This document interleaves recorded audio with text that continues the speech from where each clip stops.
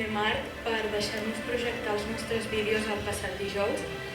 I pels que no hi vau ser-hi, el projecte de correspondències fílmiques va ser un projecte creatiu en col·laboració amb la biblioteca, on ens vas fer una selecció prèvia d'alguns llibres que continguessin alguna carta escrita per algun dels personatges per algun altre personatge.